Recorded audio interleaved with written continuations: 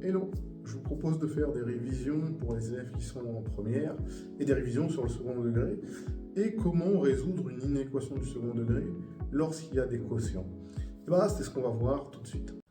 Donc on se propose de résoudre une inéquation du second degré avec quotient qui est la suivante, 1 sur x carré moins 2x plus 1 strictement inférieur à 2.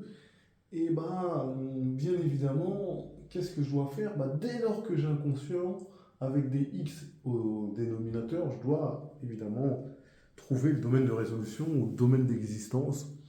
Vous verrez avec vos professeurs comment ils l'appellent, mais en fait c'est les valeurs pour lesquelles cette expression-là existe. Il ne faut surtout pas que le dénominateur soit égal à 0. Donc on va retirer de R les valeurs qui annulent le dénominateur. Et donc, domaine de résolution, ce qu'on dit, c'est qu'on ne veut pas que le terme x carré moins 2x plus 1 soit égal à 0. Et donc, je vais résoudre x carré moins 2x plus 1 égale 0, tout simplement. On va dire soit x appartenant à R, résolvons x carré moins 2x plus 1 égale 0. Ça va être assez simple, je vais calculer delta, même si j'avais les racines évidentes.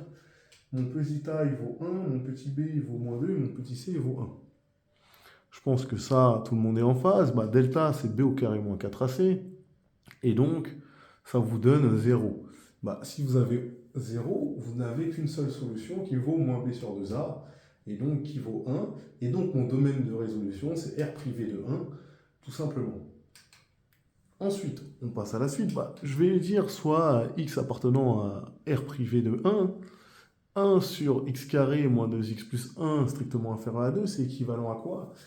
Lorsque vous avez une inéquation avec des quotients où il y a des x en bas, la première chose que vous devez faire, c'est mettre au même dénominateur. Pour ce faire, je vais simplement multiplier et diviser par x carré moins 2x plus 1, le 2. D'accord? Je multiplie en haut et en bas, et comme ça, je suis tranquille, je suis au même dénominateur. Ensuite, la deuxième chose que vous devez faire, c'est tout basculer d'un côté pour avoir du égal 0. Ou pas du égal 0, mais ici du strictement inférieur à 0. Si c'était une équation, on aurait tout basculé pour avoir du égal 0. Là, c'est une inéquation, donc tout basculer pour avoir du 0 à droite. Et donc, c'est ce que j'ai fait, tout simplement. Après, j'ai simplement développé. Et du coup, une fois que j'ai tout basculé, ça me fait simplement 1 sur x carré moins 2x plus 1 moins 2x carré moins 4x plus 2 sur x carré moins 2x plus 1 strictement inférieur à 0. On va tout mettre sur une seule barre. Voilà ce qui a été fait. Et puis après, on va simplement réduire.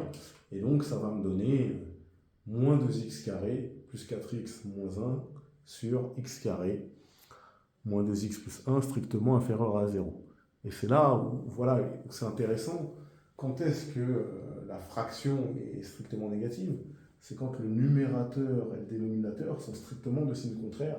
C'est-à-dire soit j'ai le numérateur positif et le dénominateur négatif, ou soit j'ai le numérateur négatif et le dénominateur positif.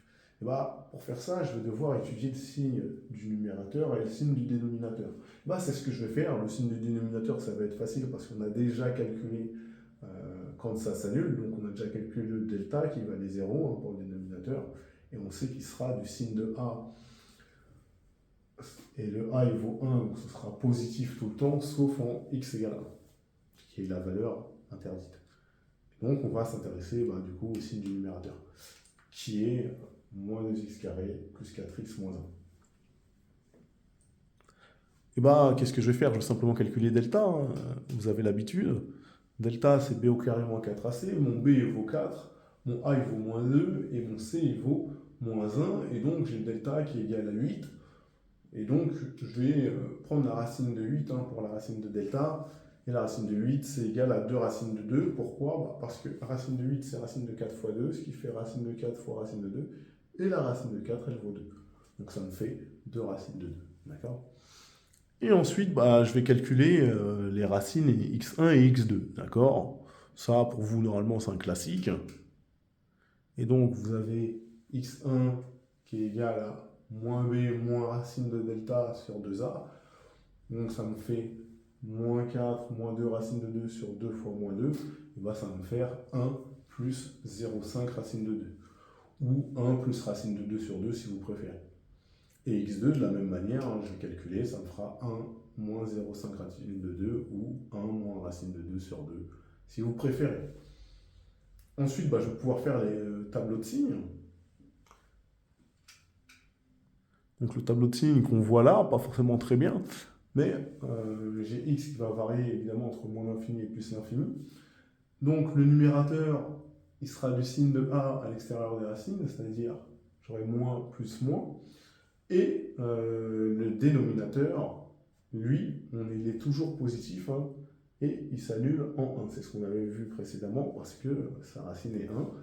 Et donc, quand j'applique la règle des signes, tout simplement, je sais que si j'ai moins et plus, ça me donne moins, plus et plus, ça me donne plus et plus, ça me donne plus, moins et plus, ça me donne moins. Et quand est-ce que ça, c'est strictement négatif? Quand x appartient à moins l'infini 1 moins 0,5 racine de 2 exclut union 1 plus 0,5 racine de 2 plus l'infini. Et donc voilà, j'ai une notion de solution qui est donnée juste en dessous.